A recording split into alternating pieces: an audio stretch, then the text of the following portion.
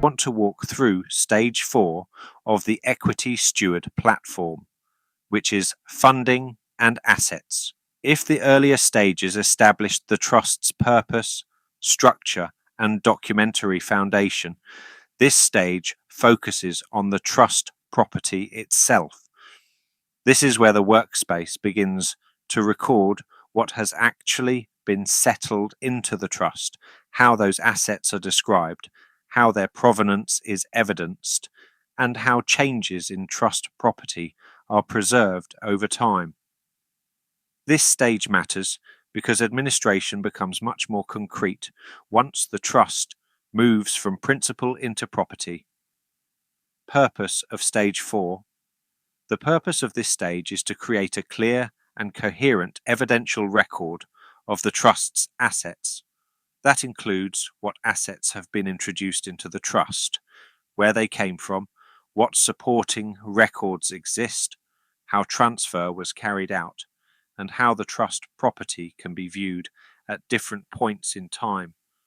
In practical terms, this stage helps trustees move beyond general understanding into properly documented funding history.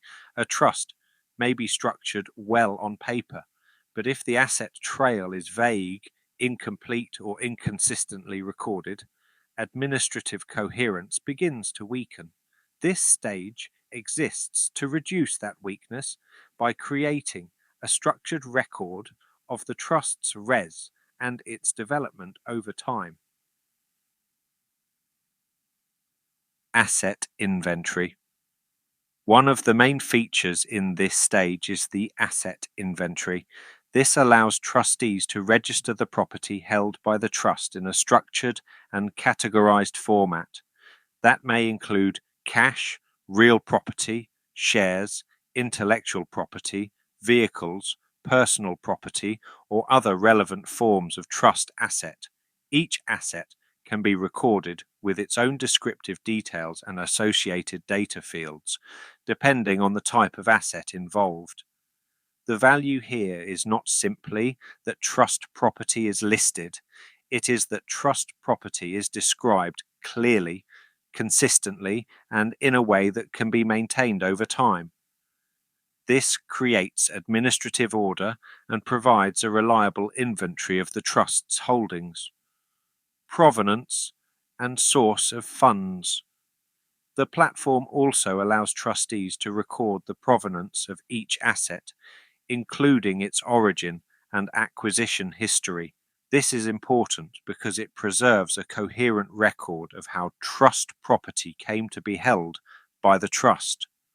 For some assets, this may involve recording the source of funds or the circumstances of acquisition. For others, it may involve linking the asset to prior ownership records, supporting documentation or other evidential materials. What matters here is that provenance is not left to memory. It is recorded in the administrative history of the workspace.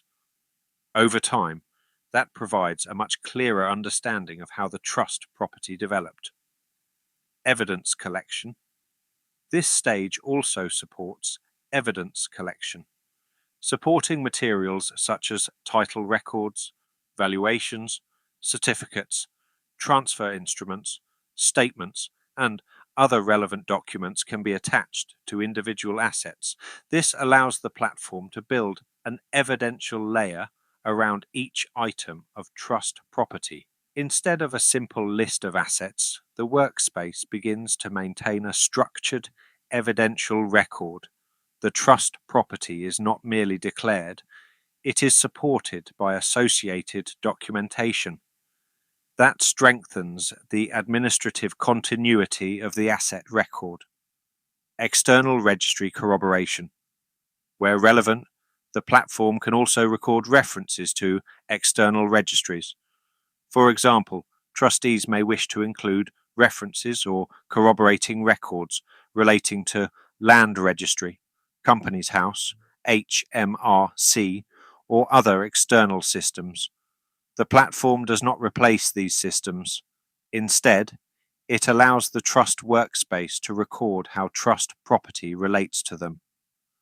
By linking external evidence into the trust's administrative record, fragmentation is reduced. Interactions with external registries become part of the trust's documented history rather than existing separately.